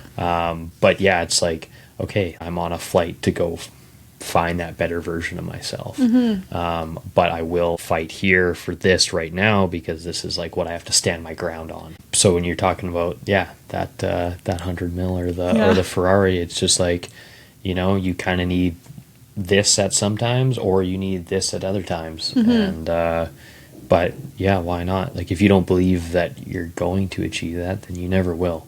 Yeah, something I read recently was like the universe is not on a budget, so why would you not ask for something more grand than you can even feel like is realistic? But the more you kind of open yourself to that it could be realistic, the closer you get to it being realistic. And it's not about the money or material things. It's about just believing that you can live your most abundant life, whatever that looks like. Yeah, I was going to say it's the abundant mindset. Like, the world is always growing. Like, you plant a seed, it will grow. Yeah. Like, it's a tree is not going to go back into the ground. Yeah. You know, you can cut it away, but also the world will produce when we need things. Yeah. You know, like, if you're trying to make jewelry and you're like, there's no gold, I'm sure there'll be a gold mine that someone finds like in a year or two or whatever, because people will notice that there's like demand for that stuff. Yeah. So, and even with this art show, I think through COVID and that mural, like I got it January 2020 and then COVID happened. And then for 3 years it was like up in the air, didn't know what was happening. And I think now, I mean, a couple years later, people are, you know, getting back into going to events, connecting with people. And I think that's where connection is just such a powerful thing now. Yeah. And doing this art show, it's like, okay, yeah, like I'm ready to, you know, personally connect with more people or talk about things. You know, I've probably put in the reps to be able to handle having a night that is like centered around my artwork. Yeah. Which still feels weird. Like I'm still like, oh, I'm doing this like all, like it's all my stuff. But at the same time, like I'm creating an opportunity for people to like go out and like, hang out. And you deserve it. Yeah. You don't even always have to have another reason. Like, you deserve it. And, like, you are creating that space for connection. So true what you said about being, like, post-COVID times, which really wasn't that long ago. But talk about fight or flight. Like, we've all been, and we all were especially, in fight or flight. And then even coming out of that, sure, the lockdowns and all that went away, but we don't just bounce back to having a healthy, flexible nervous system where you feel like it's normal to connect with people. And so it does, and it has taken time, but I agree that we're now getting back to where, I guess one positive could be that I think people do appreciate connection more than previous to that experience. And it really is essential to human beings. Well, and I think, we just were practicing fighting the whole time during COVID. Mm-hmm. And we weren't like practicing our flight mechanism. Yeah. It was just like, oh, let's just fight or fight, or Mm-hmm. flight or flight. Yeah. And I think like there is that balance between the yin and the yang. And it's actually funny. The Godzilla stencils that I'm working on, they're on clips on my wall. But the way the shape of the Godzilla tail are, like with the two stencils side by side, it is like a yin yang. Oh, that's so cool. Because like the tail has a curve. So, I'm like noticing the balance in these. Because one's a dark layer and one's a light layer. So. Did you mean for that to happen? No, but you just like... That's so cool. And like normally I just put my stencils on the floor. Yeah. But I'm like, I'm working on so much stuff now that there's like no floor space. Yeah. So I'm like... And this is the first time I'm hanging stencils up on a wall. And I've had stencils get destroyed in floods and studios and stuff that you can't really replace the time that you put into hand carving. And it's also not the same. I could cut something out twice and it'll not be the same. So, but yeah, it's interesting to like see. It's just weird. It's just weird how all these things are just slightly connected, and you're like, did I plan this, or like, is this just putting things out there? But that's just the world. The world is just creating random interactions, like. Yeah, you're co-creating with the world, the universe. Yeah. And it's like, how much of this is my intention? How much of it is that like divine power at work? And I think it's always just a co-creation. Well, and I think with art, this thing I struggle with is like value. Mm-hmm. I think that what I'm doing and what I've done over the years, it really is priceless. Even that big mural, even what I got paid, it could never justify the amount. And I still think I had the concept of the overall impact that would happen, but the people that were paying for it probably didn't. Mm-hmm. They're just looking at it as numbers in a budget. Totally. And they're like, actually, at one point in time, I was asked by the vice president of the company to remove the animals from the mural. Why? And I was like, that literally defeats the whole purpose. Yeah. Because I wanted people to feel connected with nature and like remind yourselves that even though we live in a city and we don't have mountains around us, there is something bigger than our city limits. Yeah. And like I wanted people to think about the mountains, think about nature, think about like the world. So it was very funny for corporate people to be like, we want them. Of course. You're like, this is so classic of you. I was like, yeah, and I was just like, no, that's not happening. Like, well, I'm glad you stood your ground, because it just would have totally changed everything. But it was a comedic relief for that project, because it was just, but I held on to that dream of just like, it's gonna work out. It's gonna work out. And it was up on the wall, but but you don't count your chickens before they hatch. So you gotta wait. But the world, there's a lot of energy out there. Oh my gosh, a lot of energy. The energy, we are in a we got pink northern lights now. I know. Like I don't know what explains that, but yeah, exactly right. Some things you just can't explain. But yeah, we're in have you seen them, like, yourself? No, I was chatting with a friend though, and she lives in BC. And, okay. And everybody was freaking out. Like I was just on the phone, and everybody was like, "Oh my gosh, they're so pink," and blah blah blah blah. And I was just like, "Okay, yeah." And then she sent me a picture of them, and I was like, "Didn't look real." No, yeah. I was like, "This looks like AI." So scary. Yeah.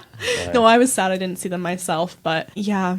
There's some things we just can't explain, and I do think we're in a very energetically heavy but like transformative time. I really feel like have you ever heard of human design? No. It's like it's not astrology, but in the same way as like you give your birth time and place and all that, and then it tells you your design specifically to you. So it goes further than astrology. This is like very specific to you. Okay, I probably have that. You probably have heard of it. Yeah, no, I think we talked about it once. Yeah. But it's like how you would best operate in life. Right. So I really like it because, it's a reminder of that you aren't going to necessarily thrive the way others will thrive or whatever. But so in this world of human design, they say that energetically we're like entering a new paradigm in 2027, and everything that's happening right now leading up is preparing us to enter that new paradigm where things are just going to be different. Like, it's just going to be different. And I think if you look at the world socially, internationally, in all ways, things have been crazy. So I'm like, I can kind of see how that's happening. I mean, this is probably just evolution. I'm sure this has happened throughout all of time. We're always evolving and things are changing, but I think I can really, and everyone seems to really feel it. Whenever I've talked about recently even just feeling like off or different, energetically strange, almost everyone that I talk to is like, oh yeah, I've been feeling that. Well, and it's the speed of it.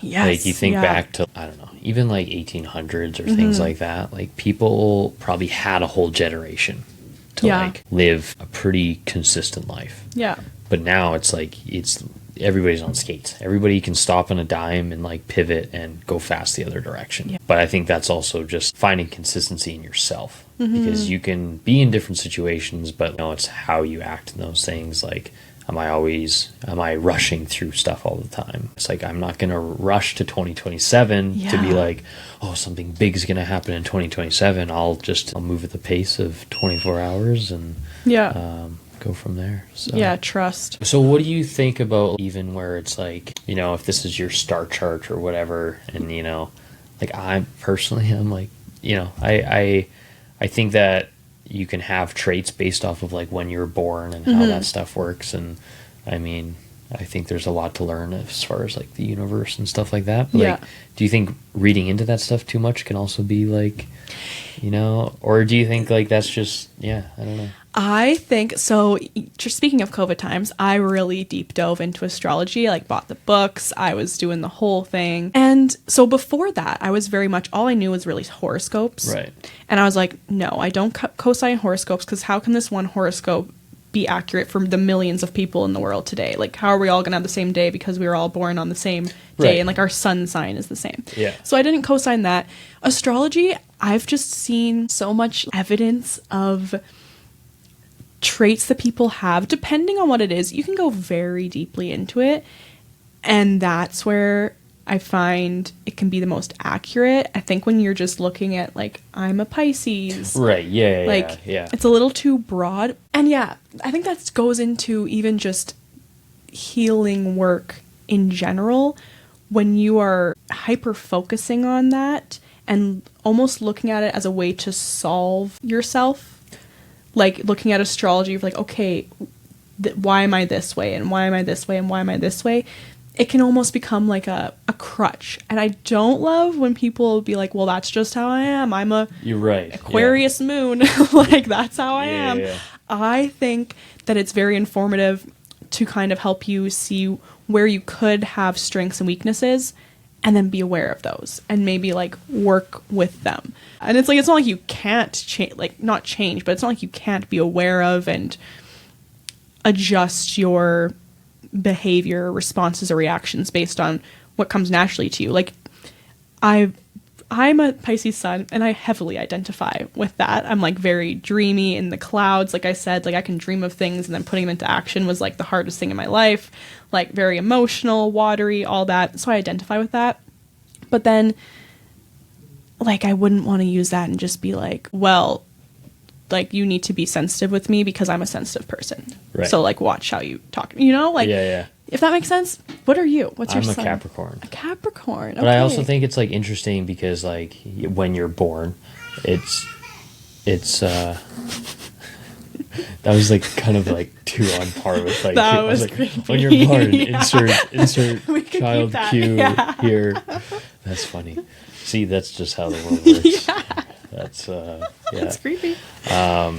But yeah, it's just like how you see the world is going to be different than someone who's born in like the springtime or like, but yeah, there's some times where I'm like, you'll get your horoscope, but you're like, oh, this is like what I'm going through. Or sometimes you'll be feeling those things, and you'll read it, or you said, like you'll hear it on a podcast or something. Yeah, it'll put a puzzle piece in. But yeah, I mean, it's all what you do with the inspiration, I guess. Yeah. So, I think that's exactly it. It is really comforting to have things that you're reading and identifying with them and relating to them. Like the book I bought in COVID was Spiritual Astrology, and it goes through each sign for each planet and each house, which houses are another layer to astrology. And I have to say, like, when I'd read them, I'd find myself be like, whoa, that's so me. I saw someone recently on a podcast and they were arguing this, where they're like, how can millions of people in the world who share these same placements be experiencing the same thing? Like, we all have all of these traits. But again, I think it's just the level of what comes naturally to you and being aware of it and working with it, instead of just being like looking for excuses for how you are. Well, and I think that something I'm trying to be more mindful of is just if I have bad habits and I want to break them, and I'm like, okay, if I'm like notorious, if a sign is notorious for this, kind of like you said, like, oh, I'm just a Taurus, so you have to accept me for this. Yeah. It's like, okay, well, you can also use that to your advantage and being like, okay, this is what I struggle with. How do I flip it, or how do I try to make it more fun that I'm, trying to, because I honestly, I'm a messy person. Yeah. Like, I feel like making art, like there's canvas all over my apartment right now. There's spray cans like in my kitchen cupboards. Like it's just crazy. And I'll have, parents come over and they're like, what is going on here? But you could be you could be designed. That's why I like astrology, but I also love human design, because like you could be designed where environments that you thrive in are like messy. Yeah. That's something I've found through my own chart of human design is kitchens, spaces that allow for creative collaboration to happen, or apparently where I'm supposed to do my best work. And then like I'm a generator, it's called. So essentially that means like I am meant to do what brings me joy and lifts me up, and then the energy of that will like serve me and my purpose and those around me in the best way. So that's why I like human design, because I'm sure if we looked into your chart, these things would make sense. Yeah, I'll have to do that. Yeah, I actually would like love to calculate your chart for you. That would be really interesting. Yeah. But with astrology too, like at the women's, I do full moon workshops, and we'll usually get into some of people's astrology, and it is, like we've said, it's kind of offering people insight, and they pretty much always identify with it. But again, it's okay, I'm aware of this, and it's just really the awareness being the key. I'm aware that this could be my nature, so how do I work with that to show up as my best self? Well, and I guess like people probably, let me see if I can try to describe this thought, but like when you dive into that stuff, but people are already there, it probably seems like it's very easy to connect. This is happening to me because I'm here, but they were also making steps in order to be there, to hear that stuff. So it's not like, oh, I'm hearing this today. It's like they planned for that like session of growth or whatever, right? So I mean, I find that that's interesting, because it's like you're also like helping people set themselves up for growth, success, trying to move towards their goals, which I think is very valuable for a lot of people, because and that's something that I have never really had a mentor with art or anything like that. It's just been me driving myself. But I mean, to just have that extra help to like push people into that new chapter is probably people are probably really, really stoked that they can get that help. That's a good point, that maybe sometimes it's how receptive one is to these insights that can make a difference.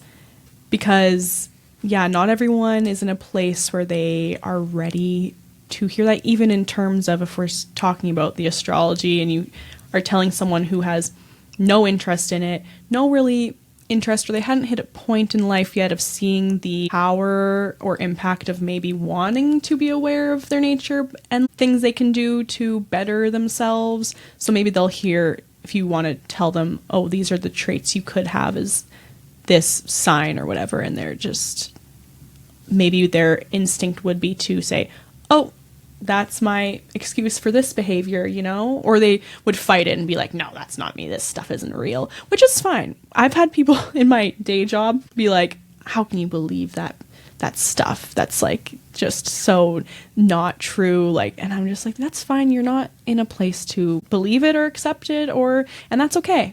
It used to trigger me, or I'd be like, how could you like say that to someone? Like, how could you diminish what someone else believes in? But now I'm just like, everyone is open to things and receptive to things when they are ready to be.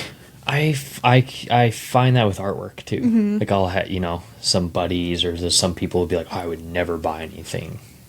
Like, why would I spend that money? And then all of a sudden there'll be like one piece that someone likes. Yeah. They're ready. and then they're ready and they're like, oh, how much is this? Or like, how, like I really like this, or I want a piece now. And, but it's because there's that unsaid force that is just like provoking someone, someone will cry in front of a painting. Or one thing that I always loved about that big mural on Jasper Ave, it was diagonal from the General Hospital. And, couple personal stories that people were trying to go for a few extra walks and to go see the artwork and stuff like that, and like so special that those were, I mean, that's just why I love doing like public art. It's not for the money, it's not for the exposure, but it's just for how people can create memories with stuff like that. Yeah, I mean, but yeah, you don't really, it only happens when it happens. So, yeah. So trying not to be triggered by other people's responses, reactions, or feelings, and just trusting whenever you're ready. Yeah. And even maybe you'll never be in your life. That's okay. We're all on our own journey. Yep. Life's more peaceful that way. Yep. And yeah, I think I used to take those kind of comments as a personal attack. Yeah. And that's just all to do with me. It's not even what the other person, they're not saying anything about you at all, but it just brings up your own stuff. So yeah, I guess receiving criticism is something that's like interesting. I've actually been very fortunate. I've had a lot of really positive criticism from towards my art, like a few Facebook posts on the mural, and it was like 400 comments, not even a single bad thing. But then I was like I was being negative towards myself, being like, it's not even done yet. Like, how can they say they like it? It's like not done. Or, people will blame me for communication when I'm like, listen, there's only so much I can do in a day. So It's just like, this is what I'm trying to produce. And like, sure, there is going to be other things where I fall short in, but that's because I'm putting all my skill points into creating art. Yeah. And I think I've also been trying to put some other experience into other things that I need to work on. But I was in Toronto and I did a show with one of my buddies, and this one guy was like, I don't know, he was I think it was a Saturday. He was definitely partying it up that day, but it was like during the day. It was kind of weird, but he ended up buying some of my pocket paintings, so I was totally cool. You're like, great. I was like, so I ended up making like a Banksy one too, because I was like, this will get someone. Absolutely. I was like, it'll be familiar, someone will buy it. But then I had some some glitter holographic on the cards, and the guy was like, why did you put this? It's so weird. Blah, blah, blah, blah. And he was just like kind of saying some other stuff where I was just like, dude, it's a little outdated perspective. But I was also just like, this guy's entitled to say what he wants. And I was also just like, you just put money in my pocket. You did invest into this. And even if you didn't like the sparkly glitter cards, there is some people out there that will like them. And they'll like them more than what they'll want. Other stuff. So even with this show, I'm really trying to have like a big variety of stuff. There's some paintings. Oh, I'm so excited. I love these little guys that I've been doing. They're squirrels counting cash. Oh my God. And I just find it like funny because like, I mean, like billionaires, rich people, we all want to count a handful of cash. But also there's like the hoarding aspect where it's like, okay, if you're just hoarding all your money and you're not doing anything, because I heard that squirrels will often just like gather and lose track of the stuff that they have. Yeah. And I'm like, okay, well, you don't know who that could be like helping feed or whatever. Totally. So the idea of squirrels counting cash and hoarding things was, came to be. But for the show, there's going to be squirrels with like blue bills, purple bills, green bills, red bills, and like brown bills. But I'm going to be selling the blue bill squirrel for $5. Oh my God. Because that's like what's in his hand. So it's like, give me $5 and I'll give you this thing. But it's like, then the red one will be $50. Yeah. And it's like, it's not worth it for me to just paint one thing and sell it for, $5. But if I make 5 things, that covers the cost of time to like make the stencil. But if I sell the whole set, it'll be like $185. Yeah. It seems worth the time investment. Totally. But also, if someone is on the hunt for something and they, like, I don't necessarily I know art is a bit of a luxury because technically you don't need it to survive every day. Yeah. Which I still am a huge believer of how art can positively affect like mental health and just, you know, I've stayed at places that have no art and it's just white walls and I'm like driving myself mad, and I go home and I have so much art here. Yeah. Like this makes me like feel energized and this, that, and the other thing. So yeah, the show is really just to try to get art in people's homes and also just be like, hey, you know, you don't have to come with hardly any money. And that's such a cool concept, because I think people do have that preconceived notion of like, if I'm going to have true art, I'm going to have to spend thousands of dollars. And you definitely have pieces that are worthy of that. You can do that. But I like the expanding the accessibility to it. Yeah. And what you said about it's not necessarily a necessity, but yeah, it creates the energy of the space. That's why people enjoy like decorating their homes, because you're creating the energy that you want to be in, that you feel comfortable, you feel safe in, or it's inspiring you, like what inspires you to see every day. So yeah, it's not something that's necessarily keeping you alive like your food, but it's pretty essential in certain ways. Sure. I mean, I always think of like the classic kitten poster where it's like hang in there. It's like it's like, well, at least you have something that's reminding you to like stay in there than just like a blank wall that's not telling you to do that. Yeah. But I also really want this like artwork to be like conversation pieces and not just like, oh, I like that color. Oh, I like this one. I want to be like, oh, which one did you get? And I think that's something that I'm learning from Pokemon. It's like such a huge company. And I mean, it's there's probably a science behind marketing this stuff. But yeah, I want people to connect, and I want people to, you know, maybe people will trade stuff. You never know. So yeah. That's so cool. So, if there was someone who is out there listening and is like, I've had this idea and I don't know how to start, do you have any insight into maybe what you do or any advice into starting a creative idea? Okay, so I think there's two different ways to kind of approach an idea. There's an idea that you have that you want to complete. And then there's also like if a client's coming to you with your skill set to do something. So gather information, you know, if someone's coming to you and be like, hey, this is what we want, try to get to know people, have conversations, like talk about what they're looking at. But if you have an idea, I'd probably go for a walk. I love that. I love a walk.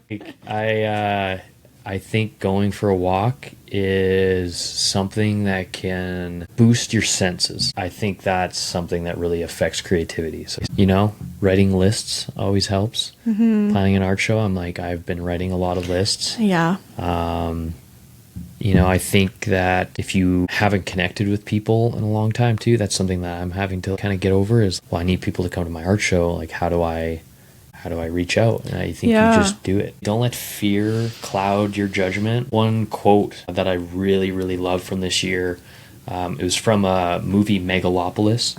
Okay, I think you told me about this, but I forget the quote. It's, I will not let time have damnation on my thoughts. Yeah.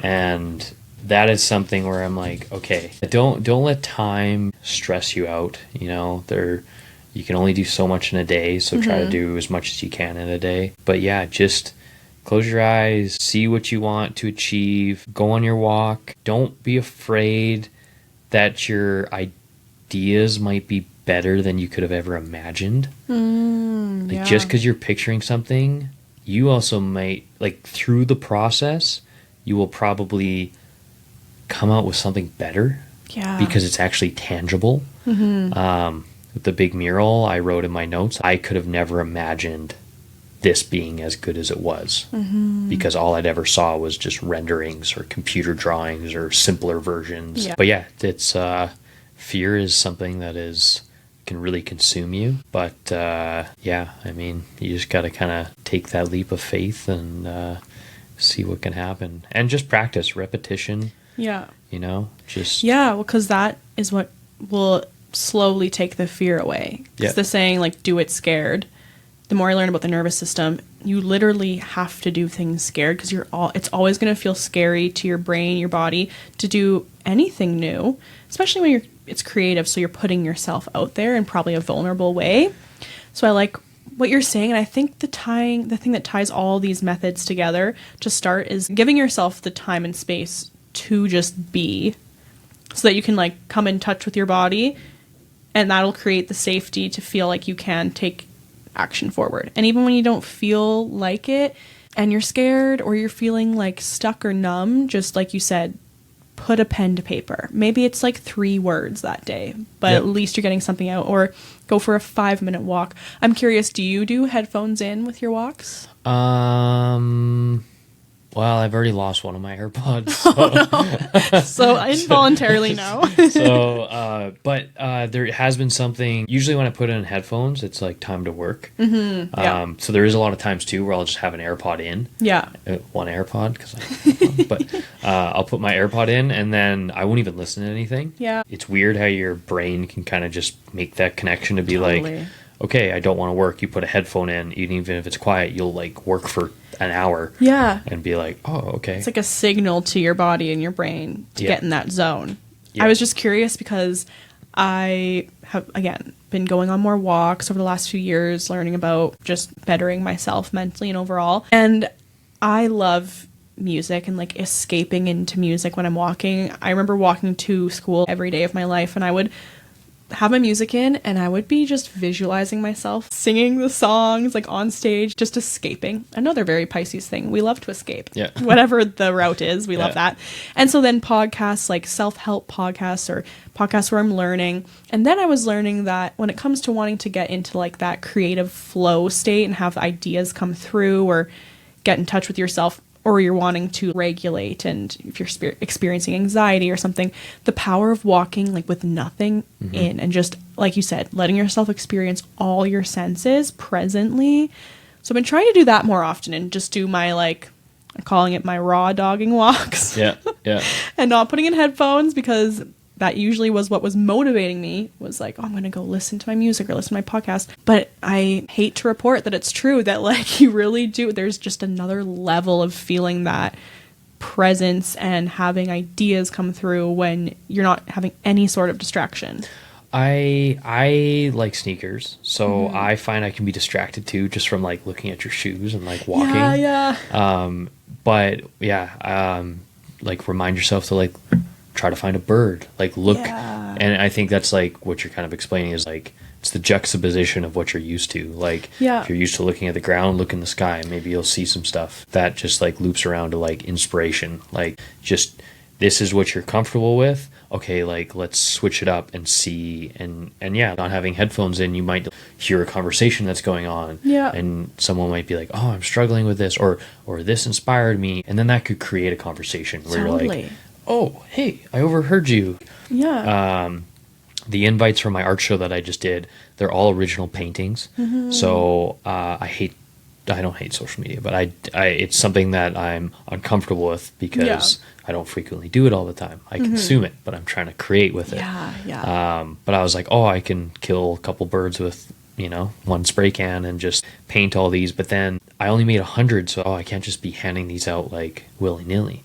So I was walking down White Ave and I was like, I also felt very fearless. Like if I didn't have those and I just went up to talk to people, I probably just wouldn't. Yeah. But I also had like intent. So I think Yeah.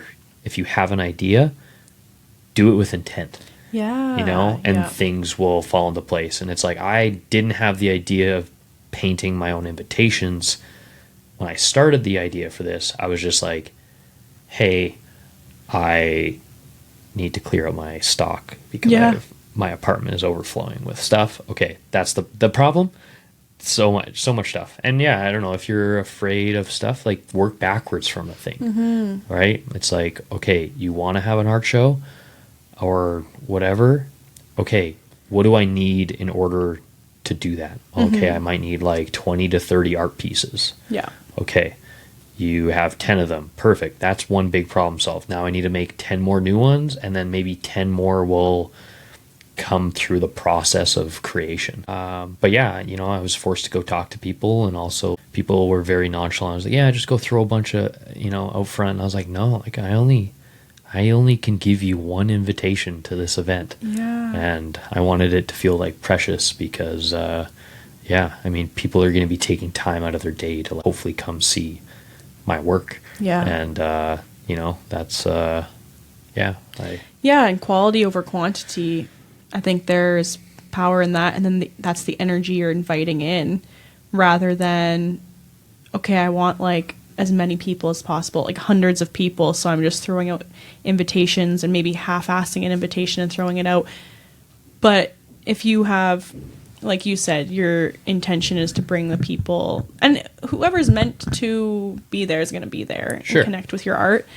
So I think you putting that sort of energy into the invitations and connecting with people is only going to show in the show. Right. And it's like, I can control how I make them, Yeah. but I can't control who makes it. Yeah.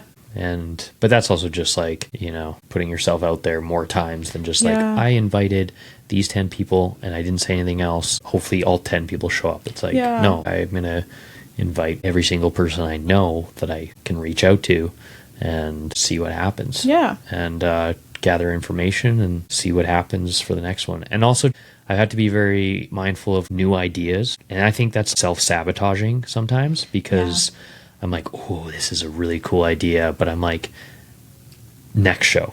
Yeah. And it's cool to kind of have that where I'm like, okay, next show, this will be good. But I have to have that connection now. Mm-hmm. So. Yeah. Like you're saying, just taking even a small step towards what your final vision or your idea is going to be worth it. And like you talked about a lot too, not feeling like you have to rush. It's the time to digest. Mm-hmm. Like you can't just eat a giant meal. You're not going to get the energy from the food for a little bit. Yeah. Like you have to give it time to like digest, and people have to like take time to like, people will go shopping. They'll go window shopping and then they'll try something on, and then, sometimes they don't always buy it right off the bat, but sometimes they'll be like, I want to go get it. Yeah. You want to build that hunger in people, and you can't force it on people, so it's lots of things to consider. But I mean, if you have an idea and you're executing an idea, you are the one with the creativity to execute it, because you are the one with the idea that wants to do it. Yeah. And sometimes it's difficult when you approach people or you're talking to friends like, oh, should I do this color or that color? And it's good to still get like feedback from people. But I mean, I've heard this too many times to count, where I like to ask people opinions and then they're like, well, I don't know, you're the artist. And I'm like, okay, like, yes, I understand, but like, what's your opinion? Yeah, I'm also lost right now, so I'm trying to ask you guys, like, because sometimes it's like, I may be an expert in this field, but there's other areas where I'm just like, and different perspectives. Yeah. That's something I was reading, I think even the other day, about when it comes to wanting to tap into like how to strengthen your intuition. And that was one of the things where it's like, before you immediately go and ask for other people's opinions and advice, ask like, have I actually sat with myself and really asked what my intuition's telling me, like what my opinion or my thought is. And of course then you can go out and gather opinions and information, because that's valuable too. Always being sure that you still are considering your intuition and your idea and thought. But yeah, I mean, you have to connect and like get other perspectives. I feel like that's what keeps you growing. And even if you don't agree, it gives you food for thought. Yeah. Oh, and sometimes that's how you get your answer. Yeah. Someone will literally give the answer you weren't looking for, and then you're just like, okay, well, I'm still gonna do what I. Yeah, you're like, thank you. Moving on. Yeah. I think honestly, the biggest thing is just trying to keep things fun. Yeah. Like, yes.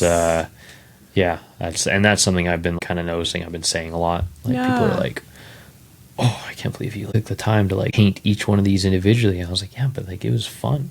Yeah. Like that's so important. Like if it wasn't fun, it would have taken me 5 times as long. Yeah. And I think even working with clients, sometimes that's the difference. Like I think I was really trying to work for other people because I was like, that's where the money is. But then I was just wasting time, because like they would be like, you'd have those good couple conversations and then they get cold feet, and then you're trying to convince people to invest in you, and you're like, this isn't fun. Yeah. And it's like, I don't even want to do it, even if it's like 2 grand or 3 grand. Like, sure, sometimes you got to do that, but what if I made like 10 grand by having fun? Yeah, I think it's not what we're taught at all, but the fun is what actually will keep you the most productive and keep you consistent.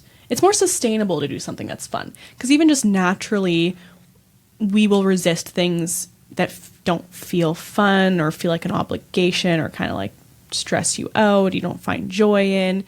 So, and then when your pleasure bridges into business, Oh, yeah. that is such a hard thing to navigate, because there's aspects that, of course, aren't going to feel very fun, but they're allowing you to still show up and do the thing that's fun. Even like I'll be asked with doing this because it was a passion project, and people will ask, well, are you still passionate about it? Is it still fun for you to do? And that's what I want to keep it as. But naturally, once you start doing something, you get more comfortable with it.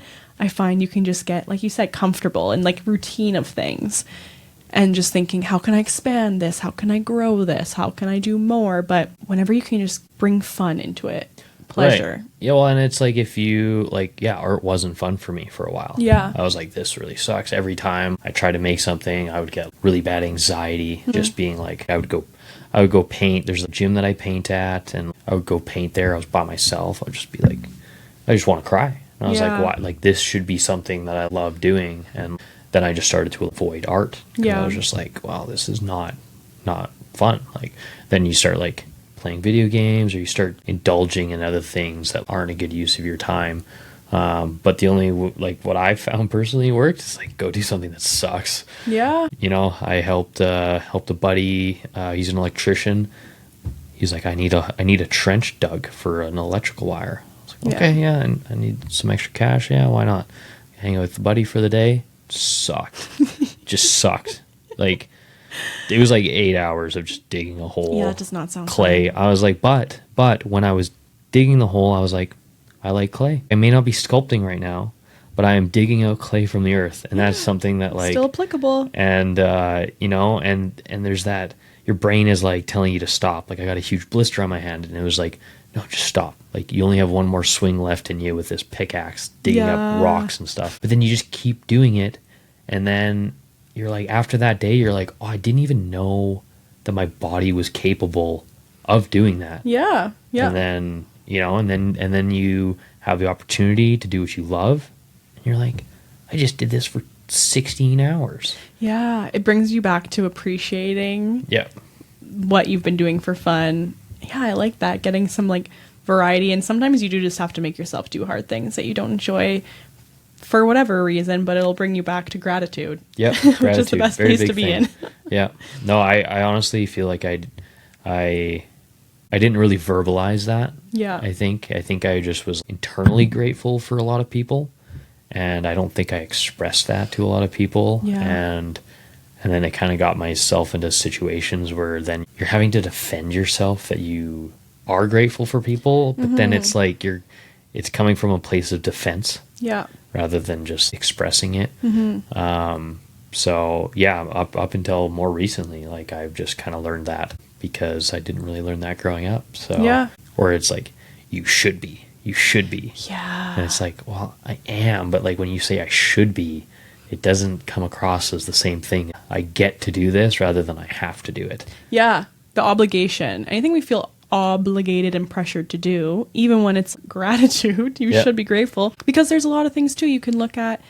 And yeah, I think that was my last episode of this podcast, is it's like, yeah, I do have to do these things that I'm, on the surface, you don't see a reason to be grateful or to enjoy it.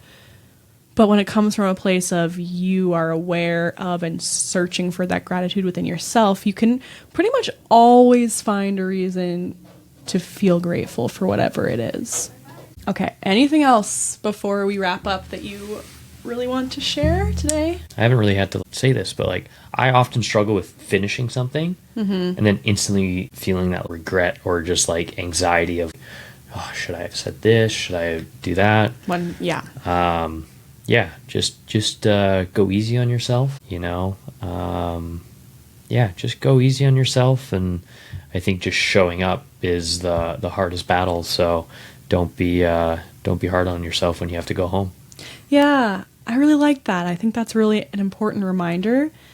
because we always see the finished product of someone and we can admire people's work. And I almost guarantee almost everyone or anyone that you admire or inspired by has probably felt those self-doubting feelings or thoughts. So yeah, I like that reminder. Just give yourself grace, go easy on yourself, let things breathe when you finish them. Yeah, like even you mentioned earlier just some self-help podcasts. There's times where I'm like, oh, I wish I read all these books. Like I should read all these books in order to do this, and it's just the time to digest. Like sometimes you aren't ready to receive that information. So just go easy. Let yourself be in a state of being, I feel like too. Yeah, I got caught in that where it's like constantly feeling like I had to be learning, implementing. It's okay to just like let things settle in, just purely live your life. And maybe having fun and being creative is like the chapter you're in, and that's what you're focusing on at this time.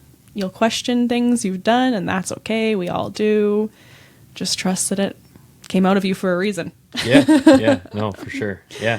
No, I think, honestly, thank you for having me. It's cool to be on the other side of it too, where, you listen to it, and now I get to experience it. So. Well, I'm so grateful for you being here. Again, I'm having like a out of body moment, just thinking of how this is all our journeys separately and together now.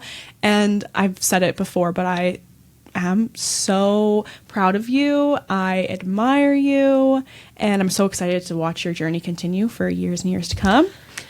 And everyone, if you're in the area, Edmonton area, needs to go check out Grady's art show. It is November 29th. Am I correct? November 29th from 3 to 10, and it's downtown on 104th Street at Fouche. So, come check it out. There's going to be some art there.